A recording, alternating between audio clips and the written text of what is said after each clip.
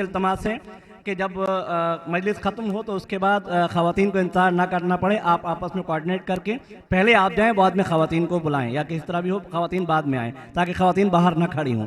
दूसरी बात यह कि जब मजलिस इंशाअल्लाह इख्तिताम हो मजलिस का, तो आप हज़रात बाहर बिल्कुल रचना लगाएं और अपने अपने मकामात पर फ़ौरन तशरीफ़ ले जाएँ, क्योंकि बाहर बाज़ार है और अगियार को किसी किस्म की शिकायत का मौका ना मिले। आप हज़रात से इल्तमास से कि फ़ौरन यहाँ से यानी बाहर जो है बाहर मजमा ना लगाएं, बाहर फ़ौरन तशरीफ़ ले जाया करें। पर मोहम्मद वाले मोहम्मद सलावत।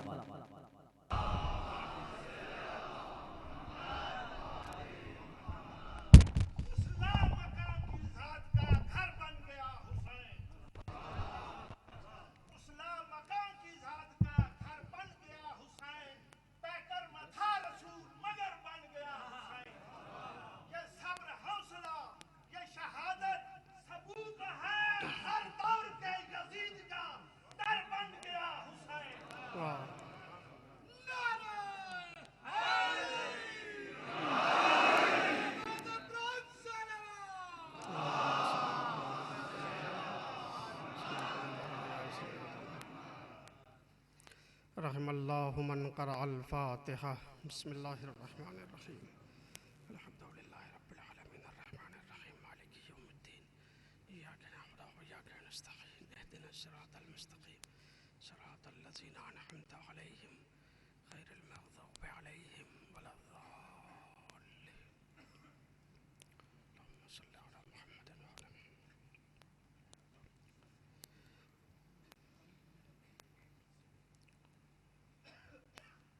औज़ु बिल्लाहिस समीइल अलीम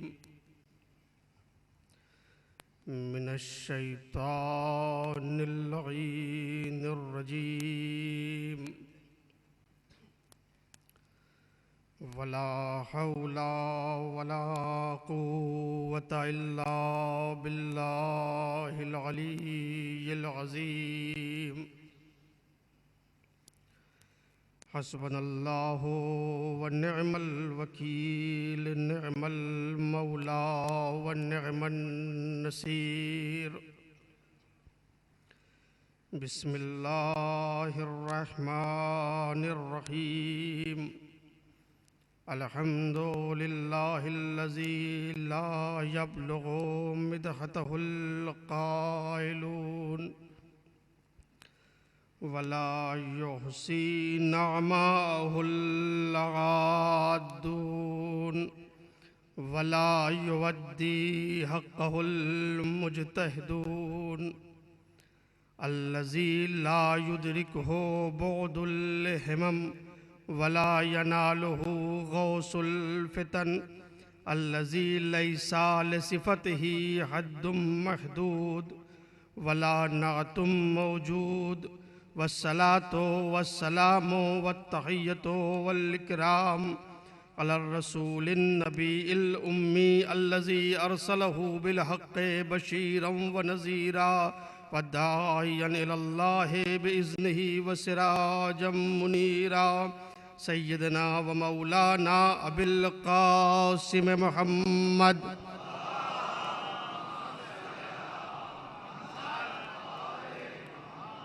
व अला अहले बैतिहि तय्यबीन अत्ताहिरीन अल-मासूमीन व लानतुल्लाहि अला आदाइहिम अजमईन मिन यौमि अदावतिहिम इला सबाहि यौमिद्दीन।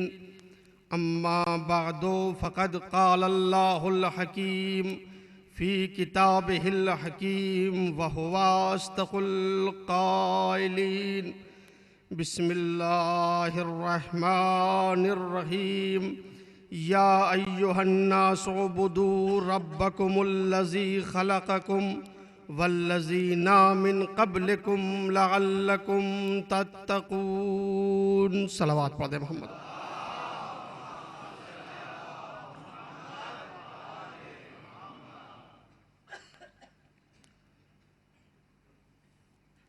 अल्हम्दुलिल्लाह। शारजा इमाम बारगाह अली रज़ा अलैहिस्सलाम के सन 1430 हिजरी के अशरे मुहर्रम का आगाज़ हो रहा है। अगर तौफीक़ात परवरदिगार शामिल हाल नहीं और ज़िंदगी ने साथ दिया तो इंशाअल्लाह इस अशरे मुहर्रम में इस्लाम और बंदगी के उन्वान से चंद मारूज़ात आपकी समाअत के हवाले की जाएंगी।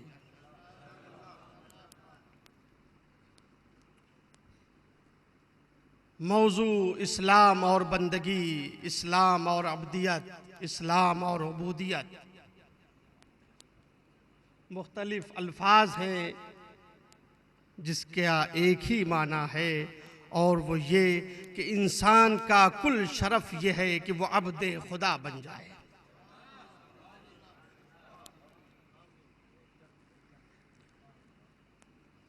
इस उन्वान के लिए जिस आय करीमा का इंतखाब किया गया है वो सूरह बकर की, जो कुरान मजीद का दूसरा सूरा है, उसकी आय करीमा है, जिसमें परवरदिगार आलम तमाम इंसानों को खिताब करके इरशाद फरमा रहा है, या अय्युहन्नास, ऐ इंसानो, या अय्युहन्नास, ऐ लोगो, ओबुदू रब्बकुम, अपने परवरदिगार की इबादत करो, अपने परवरदिगार की बंदगी करो। अल्लज़ी खलक़कुम, जिसने तुम्हें खल्क किया है, जिसने तुम्हें पैदा किया है। वल्लज़ीना मिन क़ब्लिकुम, और जो उन लोगों का भी खालिक है जो तुमसे पहले इस कायनात में आए और चले गए। लअल्लकुम तत्तक़ून, ताकि तुम मुत्तकी बन जाओ, ताकि तुम परहेजगार बन जाओ। यानी मालिक ने बंदगी का हुक्म भी दिया है और बंदगी का मकसद भी बयान कर दिया। इबादत का हुक्म दिया, ओ बुदू, अपने परवरदिगार की इबादत करो। साहिबान ईमान को फकत खिताब नहीं किया गया, बल्कि कहा या अय्युहन्नास, ऐ लोगो, ओ बुदू रब्बकुम, अपने परवरदिगार की इबादत करो। अगर जहन में यह सवाल पैदा हो कि क्यों इबादत करें, मालिक ने फौरन बयान किया, अल्लज़ी खलक़कुम, इसलिए कि उसने तुम्हें पैदा किया है। और पैदा होने वाले को यह हक है कि उसके सामने झुक जाए जिसने उसे पैदा किया है। वल्लज़ीना मिन क़ब्लिकुम, और हम फकत तुम्हारे खालिक नहीं हैं कि तुमसे मुतालिबा बंदगी कर रहे हैं, मुतालिबा उबूदियत कर रहे हैं, मुतालिबा अब्दियत कर रहे हैं, हमने तुम्हारे आबा व अजदाद को भी पैदा किया है। मकसद क्या है इबादत का, बंदगी का मकसद क्या है? लअल्लकुम तत्तकून, ताकि तुम मुत्तकी बन जाओ, ताकि तुम परहेजगार बन जाओ। कुरान मजीद में जहां इबादत का हुक्म दिया गया, मसलन रोजे का मुतालिबा किया, कहा या अय्युहल्लज़ीना आमनू कुतिबा अलैकुमुस सियाम कमा कुतिबा अलल्लज़ीना मिन क़ब्लिकुम लअल्लकुम तत्तकून। ऐ लोगों, तुम्हारे ऊपर रोजे फर्ज कर दिए गए। क्यों? ताकि तुम मुत्तकी बन जाओ। अजीजों, इबादत का फलसफा पहचाने। बंदगी का मकसद क्या है? बंदगी का मकसद यह है कि इंसान मुत्तकी बन जाए। जो राह बंदगी के ऊपर नहीं आ सकता वो मुत्तकी नहीं बन सकता, और जो मुत्तकी नहीं बन सकता वो इमामुल मुत्तकीन भी नहीं बन सकता।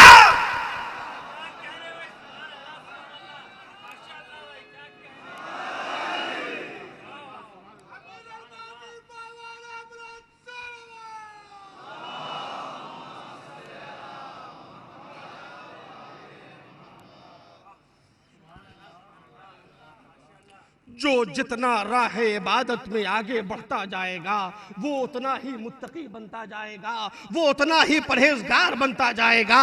जो राह बंदगी के ऊपर चलता जाएगा उसमें तकवा पैदा होता रहेगा, और जो अपनी जिंदगी की आखिरी सांस भी राह उबूदियत में गुजार दे तो उसके अमल में भी इतना जोर पैदा हो जाएगा कि उसकी एक ज़रबत चल जाए तो सकलैन की इबादत पर भारी हो जाए।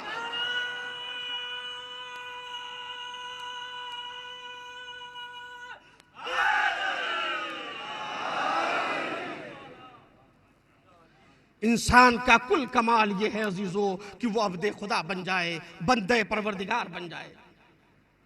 यही अब्दियत, यही बंदगी अजीजों, मेरे नौजवानों खास करके आप इस मजमून के ऊपर गौर करें। बुजुर्ग बेहतर जानते हैं ये बंदगी सारे कमालात की बुनियाद है।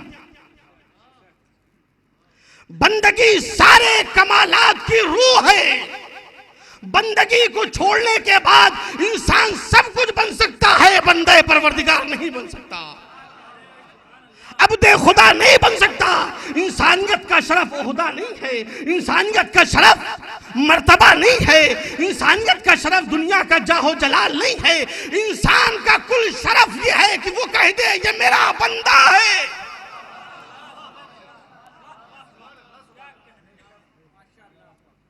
यही वजह है आप खास शान खुदा के किरदार का मुतालिया करें अजीजों। कुरान मजीद में खास शान खुदा के किरदार का मुतालिया करें तो उन्होंने जब अपना तारुफ कराया है तो अब्दे खुदा कह के तारुफ कराया है।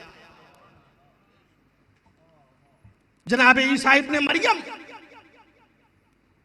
जब दुश्मनान इस्लाम जनाब मरियम के सामने आए, मरियम तुम्हारे बाप भी ऐसे नहीं थे, तुम्हारे बाप कोई बुरे आदमी नहीं थे, तुम्हारी माँ भी कोई नाफरमान नहीं थी, या उख्ता हारून है, हारून की बहन, ये बच्चा कहां से आया?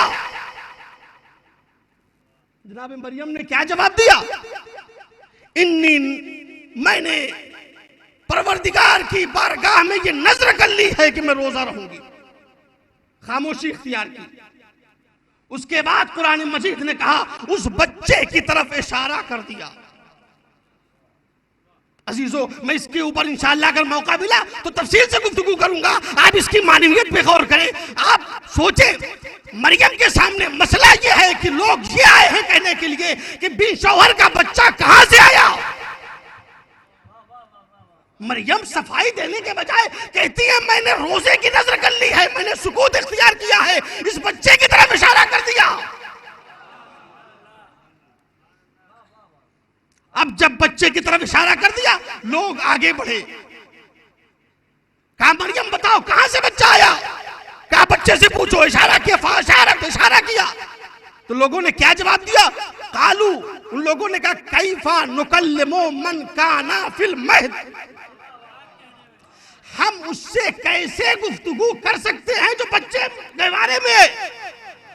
तवज्जो करें, यहूदियों ने क्या कहा? हम उससे कैसे बात कर सकते हैं, गुफ्तगू कर सकते हैं जो गहवारे में है। आप देखें कहना क्या चाहिए था, कहना क्या चाहिए था और कह रहे हम कैसे गुफ्तगू कर सकते हैं। अरे आप क्यों नहीं गुफ्तगू कर सकते? कहना ये चाहिए था बच्चा कैसे गुफ्तगू करेगा। लेकिन कहते हम कैसे गुफ्तगू कर सकते हैं। एक मर्तबा जनाब ईसा इब्ने मरियम ने आवाज दी, काला इन्नी अब्दुल्लाह, मैं बंदे खुदा हूं, आतानी अल किताब जालनी नबिया, अल्लाह ने मुझे किताब अता की है और नबी बनाकर भेजा है। अजीजों गौर करें, पहले अपनी अब्दियत का तज़किरा किया, फिर किताब का तज़किरा किया, फिर अपने मनसब का तज़किरा किया, ताकि यह अंदाजा हो जाए कि देखो रिसालत के जरिए से अब्दियत नहीं मिली, अब्दियत के जरिए से रिसालत मिली है। एक सलावत पढ़ दे मोहम्मद वाले मोहम्मद पे।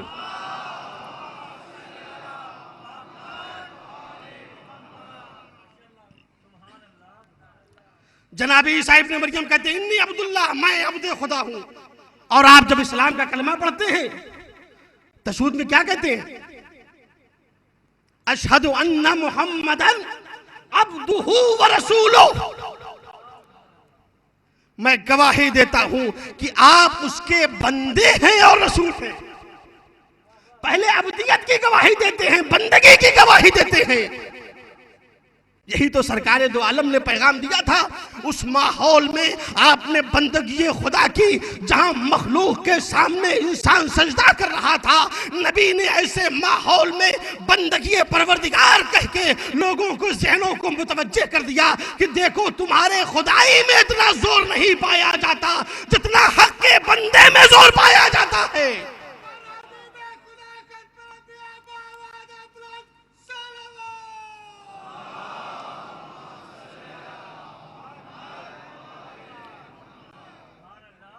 अजीजों, ये अब्दियत बुनियाद है, ये बंदगी कमालात की रूह है। बंदगी को छोड़ने के बाद, अब्दियत को छोड़ने के बाद, इताअत को छोड़ने के बाद, इताअत को और इबादत को छोड़ने के बाद इंसान बंदे खुदा नहीं बन सकता। इसी को परवरदिगार आलम ने सूरह ज़ारियात में इन अल्फाज में बयान किया जो आप सुबह शाम आयत सुनते रहते हैं, वमा खलक़तुल जिन्ना वल इंसा इल्ला लियअबुदून। हमने जिन और इंस को सिर्फ और सिर्फ अपनी इबादत के लिए पैदा किया। परवरदिगार ने ये नहीं कहा कि हमने इंसानों को इसलिए पैदा किया है ताकि वो जिंदगी गुजारे और जिंदगी के मसाइल के दरमियान इबादत भी कर ले। ये नहीं कहा, बल्कि मां के जरिए से, अल्लाह के जरिए से बात को बिल्कुल महदूद कर दिया। कहा हमने सिर्फ और सिर्फ तुम्हें अपनी इबादत के लिए पैदा किया है, अपनी बंदगी के लिए पैदा किया है। ये नहीं कहा इसलिए पैदा किया कि सारे मसाइले हयात के दरमियान तुम बंदगी भी कर लो। अगर परवरदिगार ने ये कहा होता तो मसाइले हयात अलग हो जाते और मसाइले बंदगी अलग हो जाते। अगर ये कहा होता तो मसाइले हयात अलग हो जाते, मसाइले बंदगी अलग हो जाते। मगर परवरदिगार ने कहा नहीं, सिर्फ तुमको इबादत के लिए पैदा किया है, बंदगी के लिए पैदा किया है। तो अब दीन इस्लाम ने और कुरान मजीद ने इबादत के दायरे को इतना वसी कर दिया कि अगर इंसान चाहे तो अपनी जिंदगी की हर सांस को बंदगी बना सकता है। अगर ये कहने के बाद कि हमने तुमको इबादत के लिए पैदा किया है, परवरदिगार ने इबादत को महदूद कर दिया होता कि इबादत फकत मस्जिद में होगी, इबादत फकत महदूद मकाम के ऊपर होगी, इबादत फकत खानकाहों में होगी, तो दूसरे मसाइले हयात से जो इंसान दो चार हो रहा है वो अपने मकसद खिलकत से दूर हो जाता। मगर मालिक ने दायरे इबादत को, दायरे बंदगी को, दायरे उबूदियत को इतना वसी कर दिया कि अगर इंसान चाहे तो अपने जिंदगी के हर अमल को इबादत बना सकता है, अपनी जिंदगी की हर सांस को बंदगी बना सकता है। वरना अगर इबादत मस्जिदों में महदूद हो जाती, इमाम बारगाहों में महदूद हो जाती, एक मखसूस मकाम पे महदूद हो जाती, तो दूसरे मसाइले हयात में जिंदगी गुजारने वाले मकसद खिलकत से पीछे रह जाते। लेकिन इस्लाम ने, कुरान मजीद ने दायरे बंदगी को इतना वसी कर दिया। सादिक आले मोहम्मद हजरत इमाम जाफर सादिक अलैहिस्सलातु वस्सलाम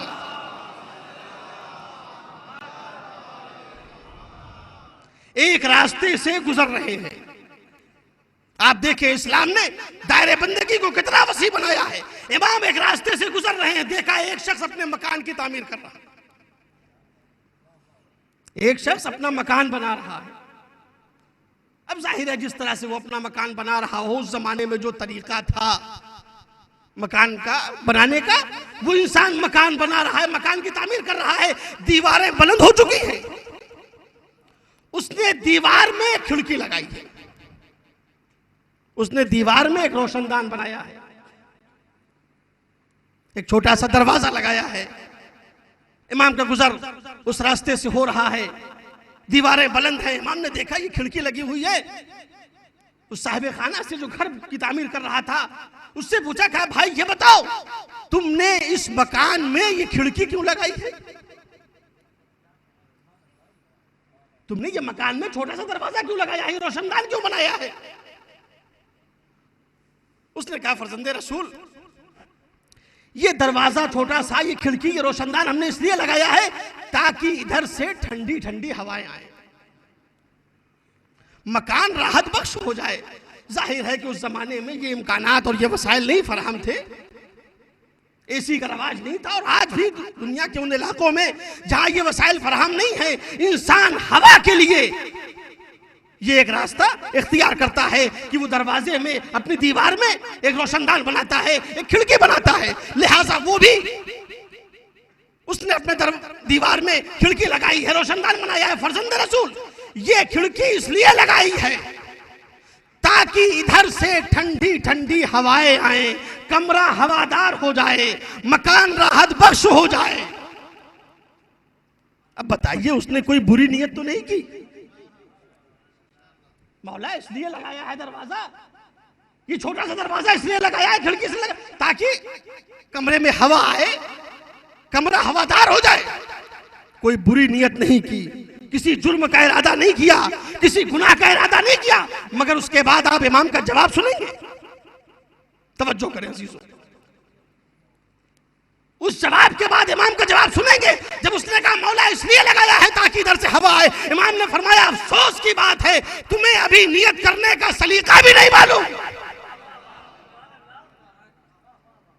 तुम्हें अभी नियत करने का सलीका नहीं मालूम। घबरा गया फर्जंद रसूल, मैंने कौन सी गलत नियत की है, मैंने कौन सा बुरा इरादा किया है।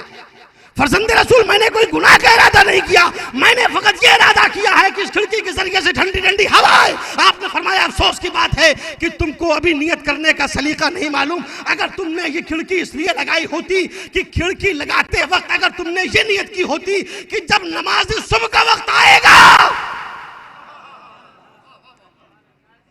जब फज्र का हंगाम होगा, तो इस खिड़की के जरिए से जब रोशनी आएगी तो हम नमाज सुबह के वक्त का अंदाजा लगाएंगे। अगर तुमने ये नियत की होती, हंगामे सुबह उड़ जाने का इरादा किया होता, तो इस खिड़की से ठंडी ठंडी हवाएं भी आती, सवाब भी आता।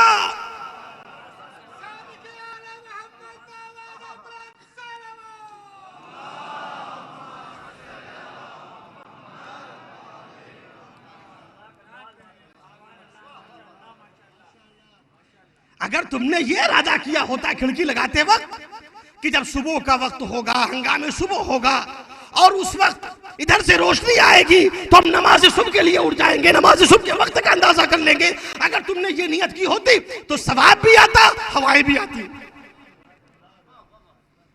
लेकिन चूंकि तुमने अब नियत ये की है कि ठंडी ठंडी हवाएं आए, तो अब हवाएं तो आएंगी मगर सवाब नहीं आएगा।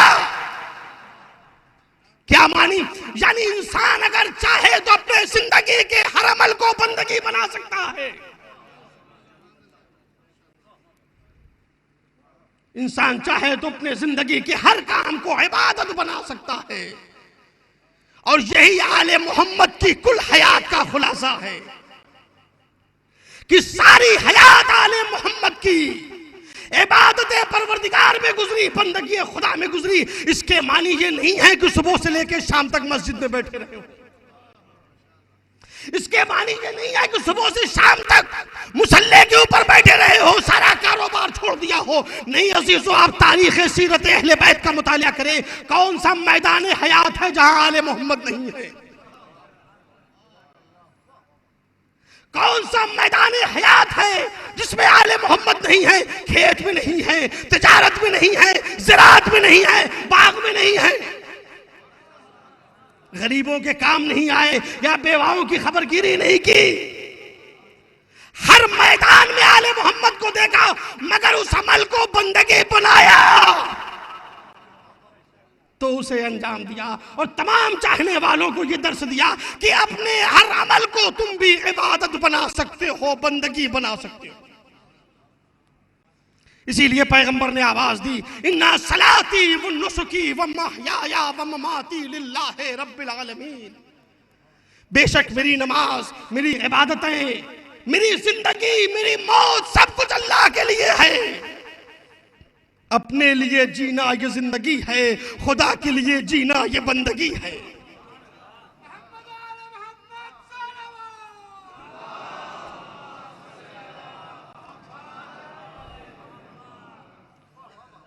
जिंदगी के हर अमल को आले मोहम्मद ने बंदगी बनाया, इबादत बनाया, तो उस अमल को अंजाम दिया।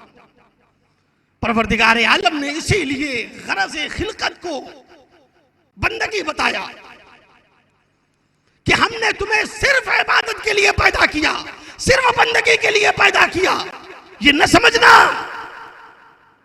कि अगर दुनिया के दूसरे मसाइल में हम गिरफ्तार हो गए तो बंदगी से महरूम हो जाएंगे।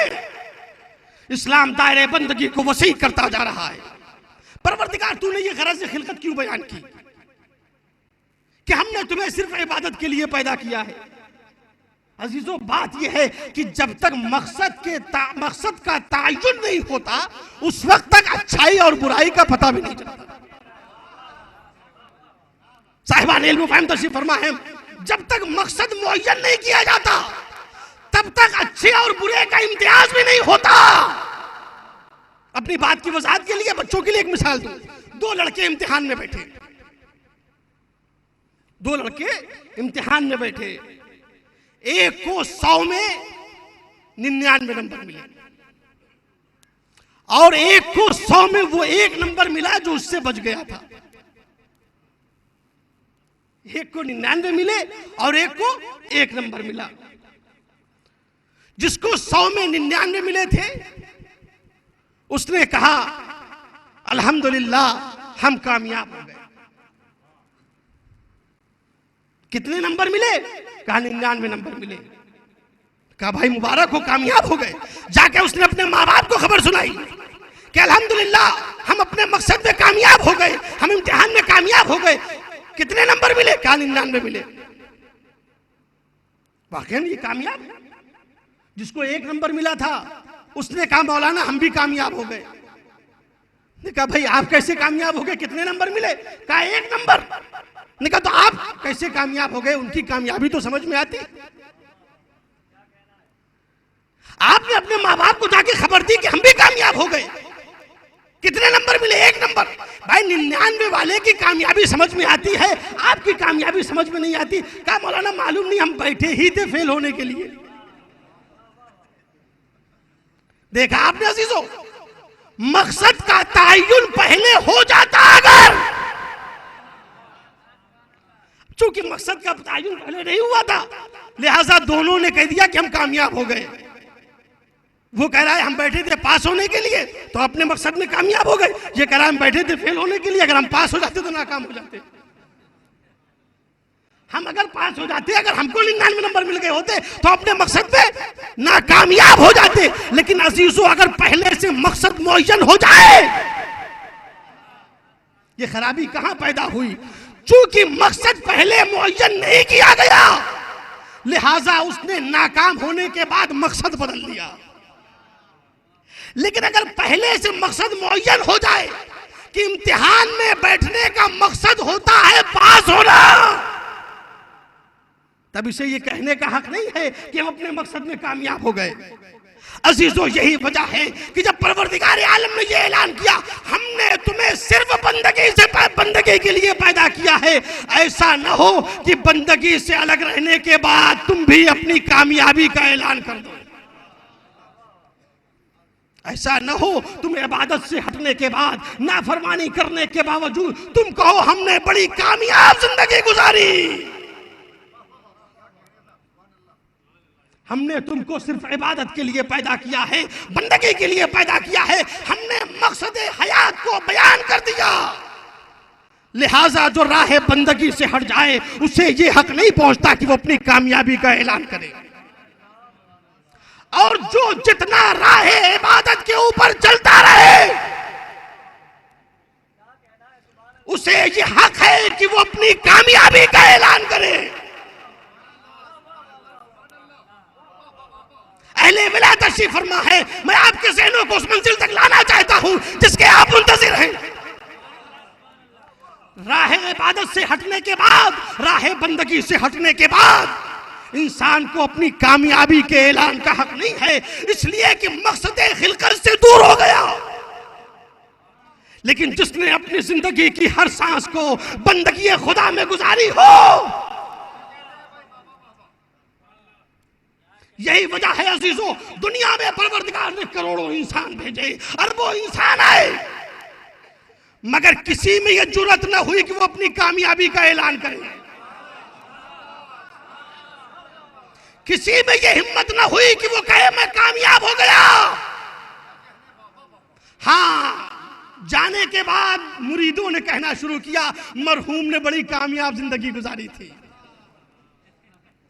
जाने के बाद चाहने वालों ने, दोस्तों ने कहना शुरू किया कि बड़ी कामयाब जिंदगी गुजारी थी, मगर मरहूम जब तक जिंदा थे उनमें यह कहने की जुर्रत नहीं थी। इसलिए कि हम तो बतौर हुस्ने ज़न कह देते हैं, लेकिन वो जानते हैं कि अगर जिंदगी का एक अमल भी मकसद हयात से हट गया तो कामयाबी का ऐलान कैसे किया जाए। यही वजह है अजीजों, हमने पूरी दुनिया इंसानियत में किसी को न देखा जिसने ये ऐलान किया हो कि मैं कामयाब हो गया। न आज वालों को देखा, न कल वालों में देखा।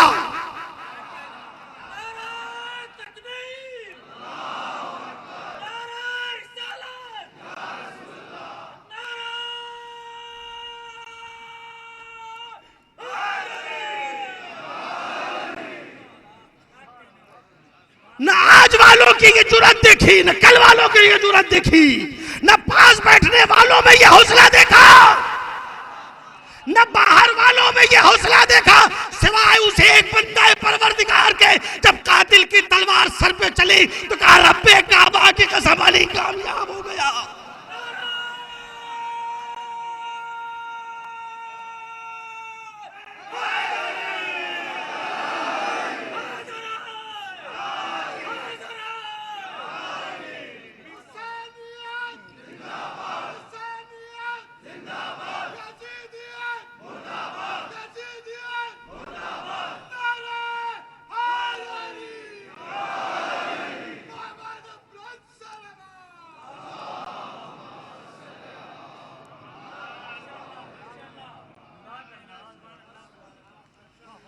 जब उसके सर पे कातिल की तलवार चली तो कहा रब्बे काबा की कसम मैं कामयाब हो गया।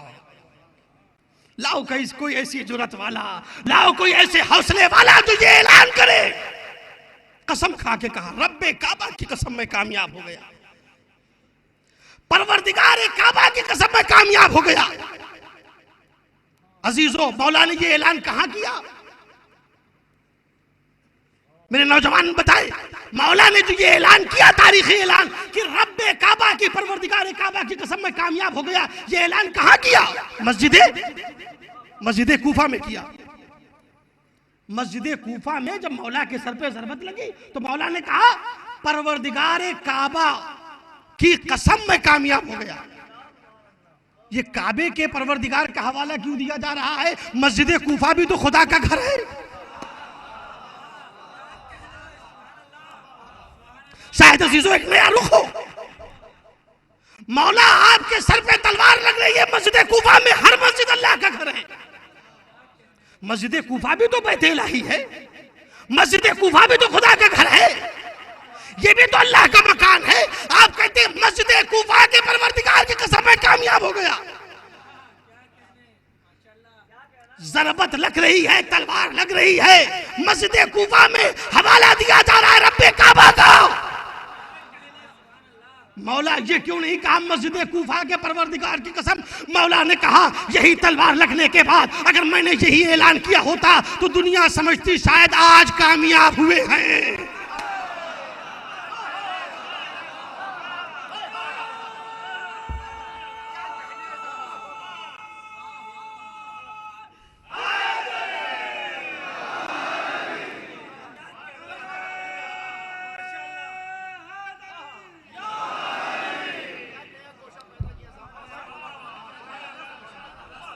अगर मैंने मस्जिद कूफा में तलवार लगने के बाद मस्जिद कूफा के परवरदिगार की कसम खा के ऐलान किया होता अपनी कामयाबी का तो दुनिया समझती अली आज कामयाब हो गए। मैंने रब्बे काबा के हवाला देख के ये ऐलान किया। देखो जब काबे में आया था तो उस वक्त भी सूरह मोमिनून पढ़ के अपनी कामयाबी का ऐलान किया था। उस मेरे आगाज को पहचानो, इस मेरे अंजाम को पहचानो। वो जिंदगी की पहली सांस थी, ये जिंदगी का आखिरी सजदा है। एक सलावत पढ़ते हैं मोहम्मद वाले मोहम्मद पे।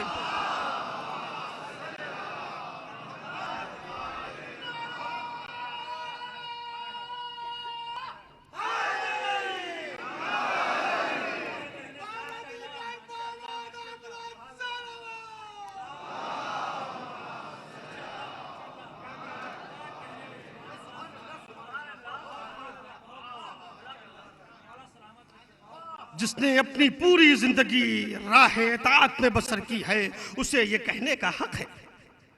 जिंदगी की हर सांस इबादत इलाही में गुजारी और मकसद के जरिए से इंसान को पहचाना जाता है कि मकसद पूरा हो गया या नहीं। मकसद के तायुन के जरिए से इंसान को पहचाना जाता है। अजीजों, एक दूसरी मिसाल दूं। मैं मिंबर पे बैठा हुआ मजलिस पढ़ रहा था। मैंने एक साहब के हाथ में देखा कि बड़ी खूबसूरत चमकदार घड़ी है।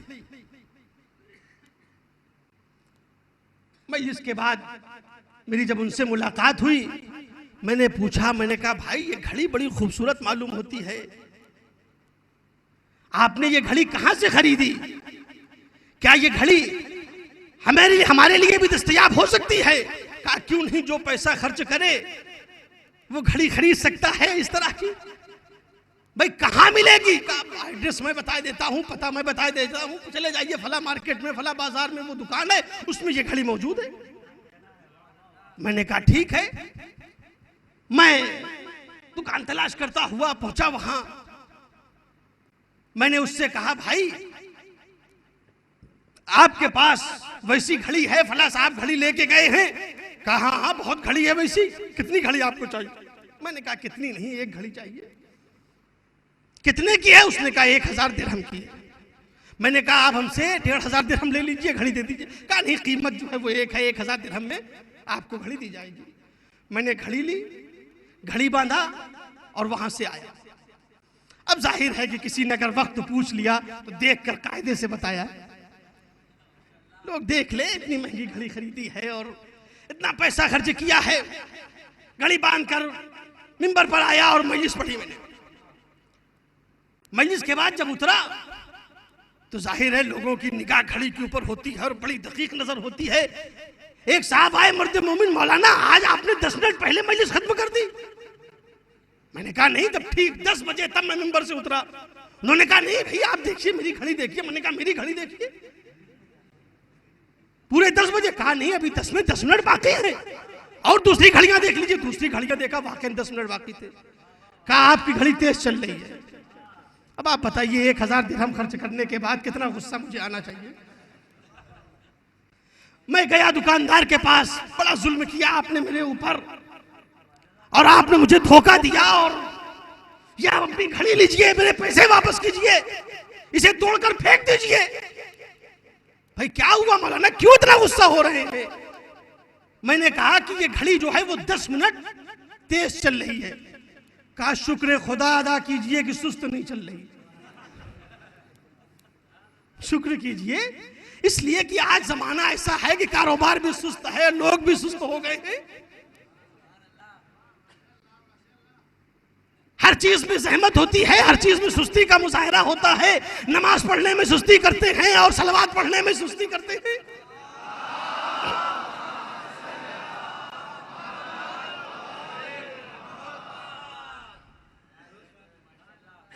मैंने कहा कि आप हमारे पैसे वापस कीजिए और ये घड़ी ले लीजिए।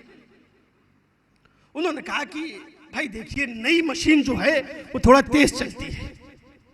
मुझे समझाना शुरू किया उन्होंने। कहा ले जाइए, 2-4 महीने के बाद जब ये घिस जाएगी, पुरानी हो जाएगी, लेकिन चूंकि नई मशीन है लिहाजा तेज चलती है।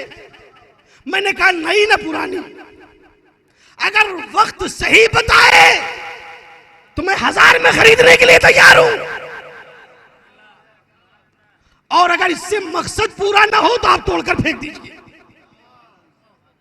बस अजीजों पहचाने, यानी अगर मकसद पूरा हो जाए तो 1000 में सस्ती।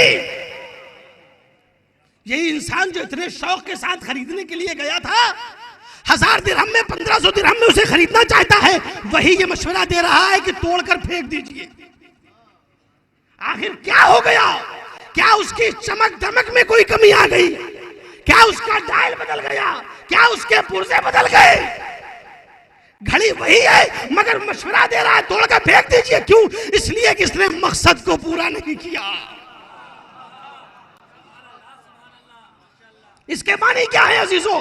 यानी अगर मकसद पूरा करे तो 1000 में सस्ती, और मकसद पूरा न करे तो तोड़कर फेंक दिए जाने के काबिल है। इंसान की कीमत मकसद के एतबार से तय होती है।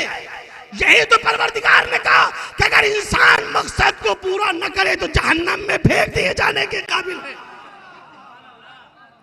और अजीजों, अगर मकसद को पूरा कर दे तो अपनी मर्जी दे दिए जाने के काबिल है।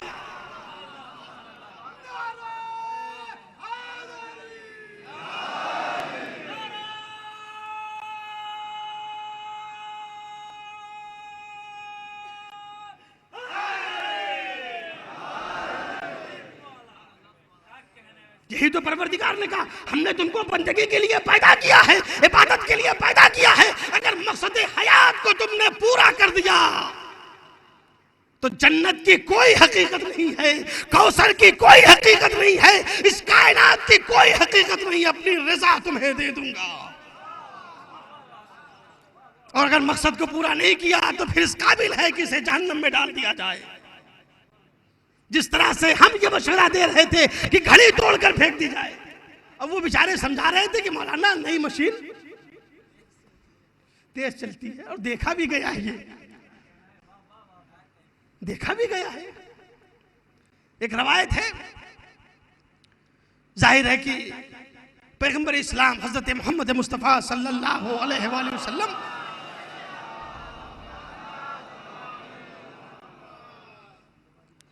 नमाज पढ़ा रहे थे और उस वक्त मुसलमानों में यह ज़ौक़ था कि जब जमात की नमाज होती थी तो मस्जिद में हाजिर होते थे, जाते जरूर थे। यह और बात है पैगंबर खड़े रह जाएं और लोग चले जाएं, कुरान मजीद में सूरह जुमा में पढ़िए आप, सारे हालात हैं, मगर जाएंगे जरूर। एक चीज होती है वज़ादारी, वज़ादारी एक चीज होती है। एक काम करते चले आ रहे हैं, दिल नहीं चाह रहा है मजलिस में आने का, थके हुए, मगर आएंगे जरूर, चाहे एक लफ्ज न सुने न सुनने दें किसी को, मगर आना है। जहन परेशान है, जहन ख्यालात कहीं और है, मगर ये काम चूंकि करते रहे लिहाजा करेंगे। तो एक चीज है वज़ादारी, लोग जाते जरूर थे। मैदान में पैगंबर जा रहे हैं, जाएंगे जरूर। ये और बात है वो पुकारते रहे, हम चले आए। पढ़िए कुरान मजीद में मैदान ओहद का तज़किरा जब कुरान ने किया, पैगंबर बुला रहे हैं, लोग चले जा रहे हैं, मगर वज़ादारी ये है, लोगों को शौक था जाने का, लिहाजा जमात में शिरकत जरूर करते थे। लेकिन आज तो माशाअल्लाह से हम इतना मसरूफ हो गए हैं, आज तो हमारी जिंदगी इतनी मसरूफ हो गई है, कहां ये शौक है कि जमात में जाके नमाज पढ़े, अव्वल वक्त नमाज पढ़े। एक मर्द मोमिन थे, उनसे मैंने कहा, हमने कहा भाई खुदा ने अल्हम्दुलिल्लाह आपको इतना नवाजा है, आप नमाज अव्वल वक्त पढ़ा कीजिए, जमात में शिरकत किया कीजिए, सैकड़ों गुना सवाब है, हजारों गुना सवाब है, लाखों गुना सवाब है जमात का। कहने लगे मौलाना क्या बताएं, आप लोगों की दुआ से ही ये मर्तबा मिला है, इतना बिजी हो गए हैं कि अब टाइम नहीं मिलता। मैंने कहा कि अगर हमारी दुआ से ये ऐब आप में पैदा हुआ है तो हम दुआ करेंगे खुदा आपको फ्री कर दे। कहा मौलाना ऐसा ना कीजिएगा, यानी ये मुसलमान ना बिजी रहना चाहता है, ना फ्री रहना चाहता है, ना बिजी होकर बंदगी करना चाहता है, ना फ्री होकर बंदगी करना चाहता है। क्या है? बहाना है, चाहे कभी बिजी होने का बहाना और कभी फ्री होने का बहाना। यही मौलाए कायनात ने बात कही है। ये फकत इस दौर की बात नहीं है अजीजों, खुद पैगंबर मौलाए कायनात की सवान हयात में देखे, कूफे में जब मौला ने कहा कि चलो जंग के लिए, देखिए कैसे मोहब्बत के दावेदार ऐसे भी थे।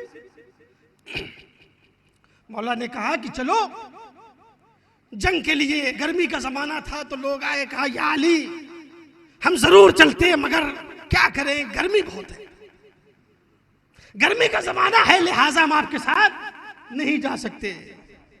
मौला ने कहा कोई बात नहीं है, सर्दी का जमाना आया, मौला ने कहा आप चलो मैदान जंग में। कहा मौला अब तो सर्दी आ गई। कहा ऐसे भी दावेदार है मोहब्बत के, वो गर्मी का बहाना बंदगी नहीं करेंगे, ये सर्दी का बहाना बंदगी नहीं करेंगे, वो बिजी होने का बहाना, ये फ्री होने का बहाना। बस फर्क ये है अजीजों, कल ऐसे लोग कूफे में रहा करते थे और आज माशाल्लाह से दो चार आदमी हर जगह मिल जाएंगे जिनके पास ये बहाना होता है।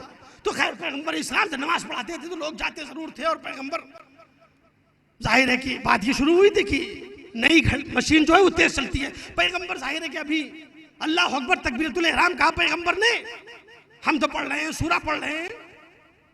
जैसे ही पैगंबर ने रुकू में जाने का इरादा किया, लोग पैगंबर से पहले रुकू में चले गए फॉरवर्ड।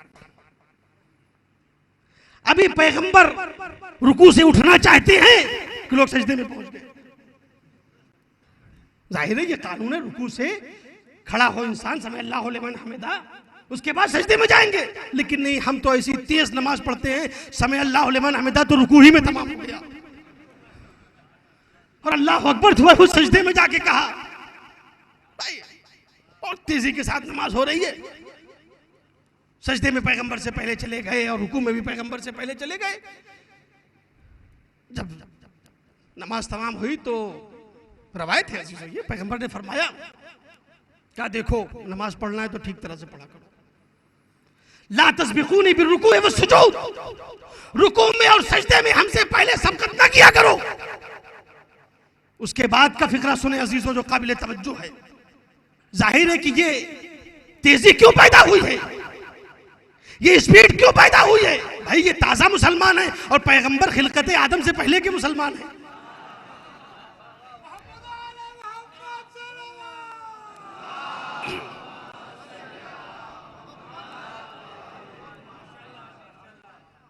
अब जैसे ही पैगंबर ने कहा कि रुको और सजदा साथ में किया करो, हमसे पहले ना किया करो, अब एक नया मसला पैदा हो गया। नहीं मालूम कि लोगों ने कहा, लेकिन रवायत का बाद का जो फिक्रा है उससे ही अंदाजा होता है कि हतमन लोगों के जहन में ये शुबा पैदा हुआ या किसी ने कह दिया कि आप तो इमाम हैं, आगे खड़े होते हैं, हम मामूमीन ने पीछे खड़े होते हैं, ये आपको कैसे मालूम हो गया कि हम रुकू में आपसे पहले चले गए। ये एक नया मसला। भाई मामूम ये बता सकता है कि इमाम साहब कब रुकू में गए, कब सजदे में गए, लेकिन इमाम आगे है, मामूमिन पीछे है, इनको कैसे मालूम हो गया। ये सवाल पैगंबर ने उसके बाद क्या फरमाया। पैगंबर ने फरमाया कि देखो जिस तरीके से मैं सामने देखता हूं उसी तरीके से पसे पुष्ट देखता हूं। जब पैगंबर को समझ लेंगे तो वसीय पैगंबर को समझना आसान है। लेकिन मैंने तारीख में यह ना देखा कि किसी मुसलमान ने यह सवाल किया हो कि आप नमाज पढ़ते हैं या आपको पूरी जमात की फिक्र रहती है, इतने लोगों के ख्याल आपके जहन में रहता है, माशअल्लाह आपके खुशू में फर्क आ गया। एक पैगंबर अगर पूरी जमात का ख्याल रखे तो उसके खुशू में फर्क ना आए, और वसीय पैगंबर अगर जहन में एक साइल का ख्याल रखे।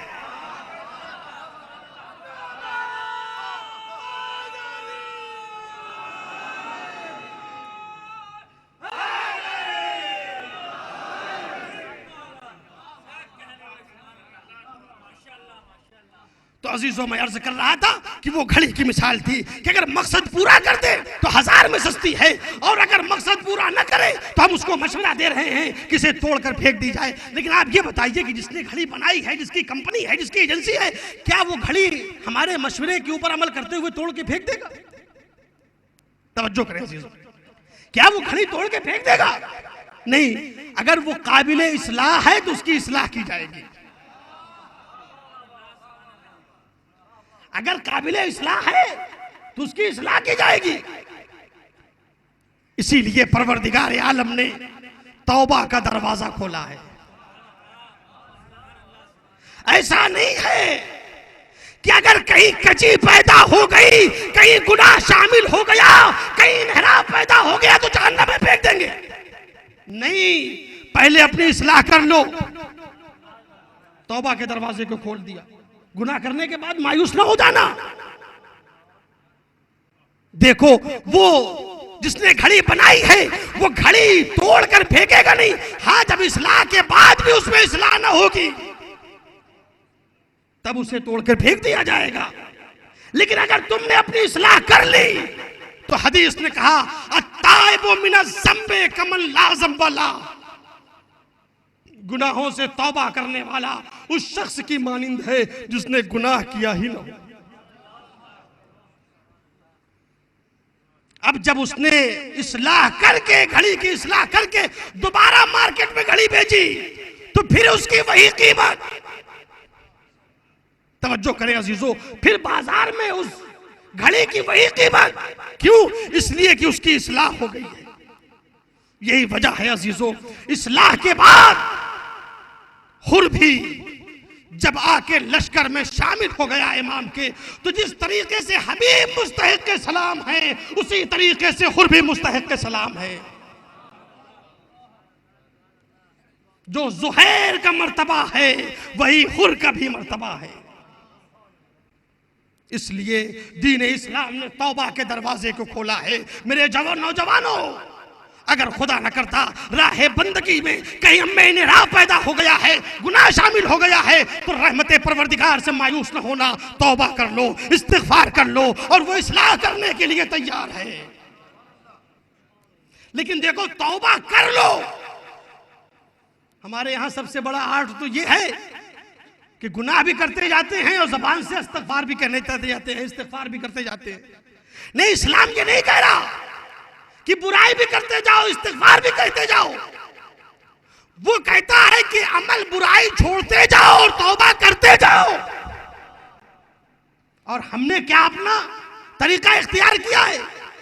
अमल भी हो रहा है, तौबा करने के बजाय तौबा कहते जा रहे हैं। इसीलिए हदीस में अजीजों, अल मुस्तग़फ़िरु मिन गैरि रुजूइन कल मुस्तहज़ि बिल्लाह। रोजाना गुनाह, गुनाह पे गुनाह, उसके बाद तौबा, उसके बाद इस्तिग़फ़ार। बगैर इसके कि जिंदगी में इनकलाब आए, तौबा, बगैर इसके कि अमल में कोई इस्लाह हो। कहा ऐसा शख्स, अल मुस्तग़फ़िरु मिन गैरि रुजूइन, ऐसा शख्स, ऐसा इस्तिग़फ़ार करने वाला, ऐसा तौबा करने वाला गोया अल्लाह से मजाक कर रहा है।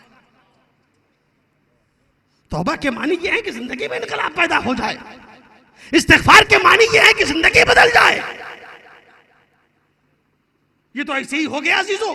एक साहब जा रहे थे, किसी ने उनके पुश्त पर एक हाथ मारा, मुड़ के देखा, भाई ये क्या?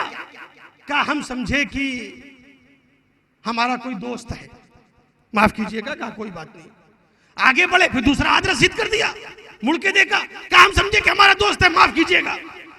फिर उन्होंने नजरअंदाज कर दिया, आगे बढ़े, फिर एक हाथ मारा, ये क्या? कहा हम समझे हमारा दोस्त। कहा आप माफी मांग रहे हैं या हमारा मजाक उड़ा रहे हैं? यही हदीस ने कहा, अल मुस्तग़फ़िरु मिन गैरि रुजूइन। लिहाजा अजीजों, तौबा करते जाओ, कहते ना जाओ, तौबा करते जाओ। तौबा करने के मानी क्या है? नमाज नहीं पढ़ी, क़ज़ा हो गई, गुनाह किया, अदा कर लो, ये इसकी तौबा है। उस वक्त पे अदा नहीं की नमाज, ये गुनाह किया, मगर परवरदिगार ने कहा हम माफ कर देंगे, आप अदा कर दो। रोजा वाजिब था, तुमने रोजा नहीं रखा, गुनाह किया, अब अदा कर लो। खुम्स वाजिब था, तुमने खुम्स अदा नहीं किया, अब अदा कर दो। उस वक्त पे अदा नहीं किया, हम माफ कर देंगे। बस अजीजों, इसी को आप अपने ज़हन में रखें। परवरदिगार ये कहता है कि अपने इस्लाह करते जाओ, और उसने इस्लाह के लिए अजीजों नुमाइंदे भी भेजे। इस्लाह की मंजिल में भी ख्याल रखना, अपने को उसके हवाले न कर देना जो खुद गुनहगार हो। परवरदिगार आलम ने इसीलिए इस्लाह नफ्स का जिम्मेदार पैगंबर को बनाया, मासूमीन को बनाया। ये तुम्हारी इस्लाह करने वाले हैं, जो ज़क्कीहिम, इनका काम है नफ्स को पाकीज़ा बनाना। अजीजों, राह बंदगी के ऊपर आना है, राह इबादत के ऊपर आना है, और यही कुल करबला की तारीख है। मेरे अजीजों, जिंदगी की हर सांस, जिंदगी का हर अमल, जिंदगी का हर लम्हा राह खुदा में गुजरेगा। कितनी अजीम कुर्बानी पेश की है फातिमा के लाल ने इस मकसद को पहुंचाने के लिए, इस पैगाम को पहुंचाने के लिए, इस मकसद हयात को बचाने के लिए। कितनी अजीम कुर्बानी पेश की है अजीजों, जिसकी याद मनाने के लिए हम और आप यहाँ जमा होते हैं। अज़ादारों, ये आसान नहीं है। एक इंसान अपना वतन छोड़ रहा है, हम और आप सब मुसाफिर हैं, अपना वतन छोड़ रहे हैं, परदेश जा रहे हैं, दूसरे शहर में जा रहे हैं, मगर बेहतरीन मुस्तकबिल की उम्मीद में जा रहे हैं। अपना वतन छोड़कर दूसरे मुल्क जा रहे हैं, मगर मालूम है कि जिंदगी बेहतर होगी, हालात बेहतर होंगे, तकलीफ और ज़हमतें कम होंगी। लेकिन अजीजों, ज़हरा का लाल जब मदीना छोड़ रहा है, मालूम है कि अपना अब्बास वापस आएंगे, नाली अकबर वापस आएंगे। अजरकुम अल्लाह। ए रोने वालों, माह मुहर्रम का आगाज हो गया। कल मुहर्रम का चांद फलक पे नमूदार हो गया। रवायत में है, जब आइम्मा मासूमीन सादिक़ आले मोहम्मद मुहर्रम का चांद देखते थे, इतना गिरिया करते थे, इतना रोते थे कि पड़ोसियों को मालूम हो जाता था कि मुहर्रम का चांद नमूदार हो गया है। इमाम रज़ा फरमाते हैं, अजीजों, जिस बारगाह में आप बैठे हैं, सुने, इमाम फरमाते हैं, जब मेरे बाबा मुहर्रम का चांद देखते थे, ला युरा बि ज़ाहिका, तो फिर मेरे बाबा को किसी ने मुस्कुराते नहीं देखा। अजरकुम अल्लाह। अल्लाह इन आवाज़ों के ऊपर रहमतें नाजिल करे। जब इमाम सादिक अलैहिस्सलाम मुहर्रम का चांद देखते थे, तारीख में इस्तद्दा बुकाओ, तो बुलंद आवाज से गिरिया करते थे। मातमदारों, ज़हरा के लाल का मातम करने के लिए आए हैं।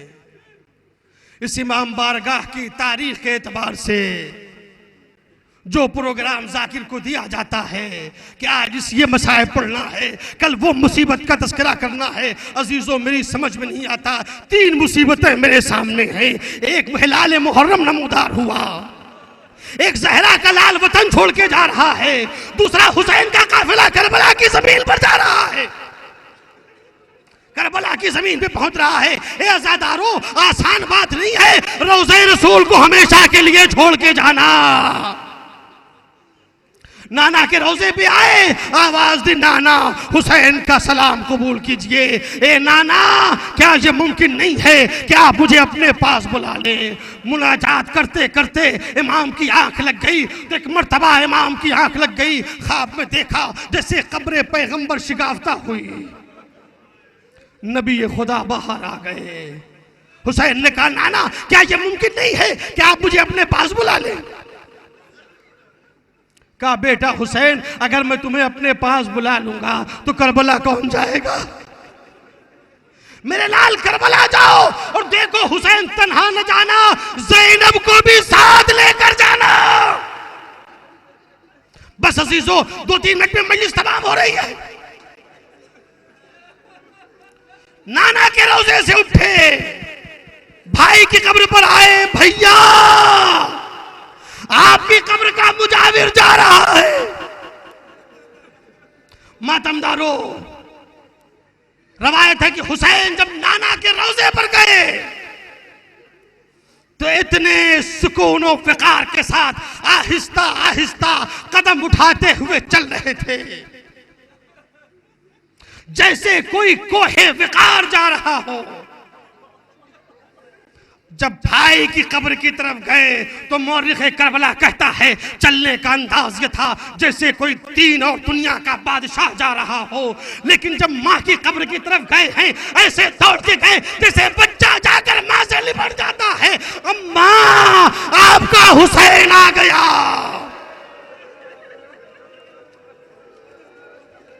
अम्मा, आपका हुसैन आ गया। अम्मा, हुसैन का आखिरी सलाम कबूल कीजिए। कब्र फातिमा से आवाज आई, अलैका सलाम या गरीब उलूम, अलैका सलाम या गरीब उलूम। ए माँ के परदेसी बेटे हुसैन, तुझ पर भी मेरा सलाम। ए मेरे लाल, तुम मदीना छोड़ के जा रहा है तो फातिमा भी कब्र में चैन से न रहेगी। यही वजह है काफिला मदीने से चला, रूए ज़हरा भी साथ चली।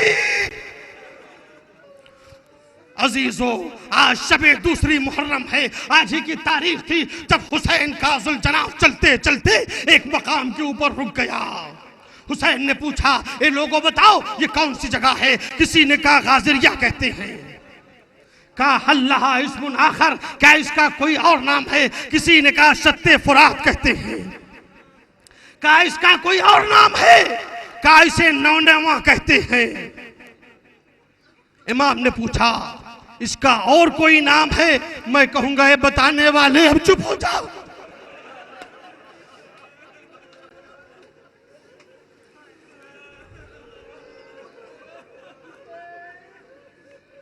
बताने वाले अब खामोश हो जा।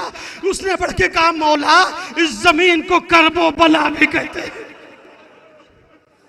बच्चे से ही करबला का नाम सुना, आवाज दी भैया अब्बास हमारी मंजिले सफर तमाम हो गई, काफिला यही रोक दिया जाए। काफिला रोका गया, हमारियां बैठाई गई, बीबियां नाकों से उतरी। एक मर्तबा एक गुबार उठा जो सानिया ज़हरा के सर पे पड़ा। अली की बेटी ने कहा फिजा जरा मेरे माजाए को बुलाओ। हुसैन आए, ज़ैनब ने एक मुश्ते खाक उठाई, भैया ये जमीन अच्छी नहीं मालूम होती। ए भैया इस खाक से आपके खून की खुशबू आ रही है। बस रोने वालों मजलिस तमाम हो गई। इमाम ने कहा हाँ बहन ज़ैनब अब यही हमारे बच्चे कत्ल किए जाएंगे, यही सैदानियों को असीर बनाया जाएगा। उसके बाद बनी असद को बुलाया। अजीजों बस आखिरी फिक्रा सुन ले। आज दूसरी मुहर्रम को जब ज़हरा का लाल करबला पहुंचा है उस वक्त चाहने वालों को याद किया है। मौला ने आपको हर मंजिल पर याद किया है। बनी असद को बुलाया, जमीनें खरीदी, 60,000 दिरहम में जमीन खरीदी इमाम ने। उसके बाद कहा देखो ये जमीन हम तुमको वापस करते हैं, मगर तुमसे कुछ बातें कहना है। देखो हमारी कब्रें यूं ही न पड़ी रहेंगी, हमारी कब्रें यूं ही न पड़ी रहेंगी। देखो हमारे जायर आएंगे, हमारे चाहने वाले आएंगे। जब वो आए तो उनकी मेहमानदारी करना,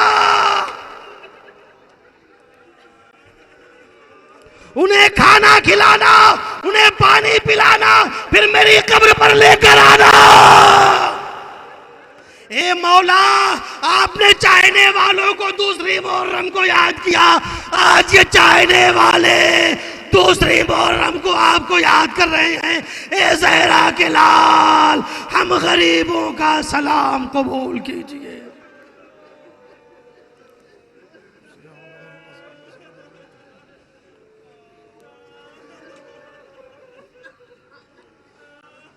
इन्ना लिल्लाहि व इन्ना इलैहि राजिऊन। इलाही बिहक़्क़ि ज़हरा व अबीहा व बालिहा व बनीहा इस मजलिस को कबूल फरमा। परवरदिगार तुझे वास्ता है मोहम्मद और आले मोहम्मद का हाज़रीन मजलिस के दिली मकासिद को पूरा फरमा। परवरदिगार तुझे वास्ता है मोहम्मद और आले मोहम्मद का जितने भी लोग अपनी अपनी हाजतों को लेके आए हैं, खुदाया तुझे वास्ता है हुसैन मज़लूम का सबकी हाजतों को कबूल फरमा। जो मकरूज़ हैं उनके कर्ज को अदा फरमा, जो बीमार हैं उनको बीमार करबला के सदक़े में शफ़ाए आजिल व कामिल इनायत फरमा। खुदाया तुझे वास्ता है मोहम्मद और आले मोहम्मद का दुनिया में जहाँ जहाँ अहले बैत अतहार के चाहने वाले मौजूद हैं सबकी जान माल इज़्ज़त आबरू नामूस की हिफाजत फरमा। परचम इस्लाम को सरबलंद फरमा, परचम कुफ्र को सरनगू फरमा। मुसलमानों में इत्तेहाद और इत्तिफाक इनायत फरमा। इस्लामी ममालिक की हिफाजत फरमा। इमाम ज़माना के ज़हूर में ताजील फरमा और हम सबको उनके असहाब व आवान में शुमार फरमा।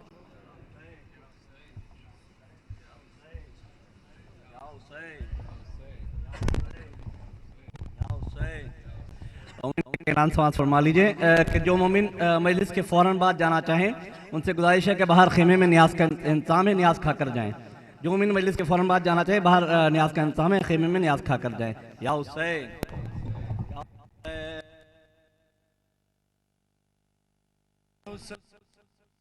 या हुसैन या हुसैन या हुसैन।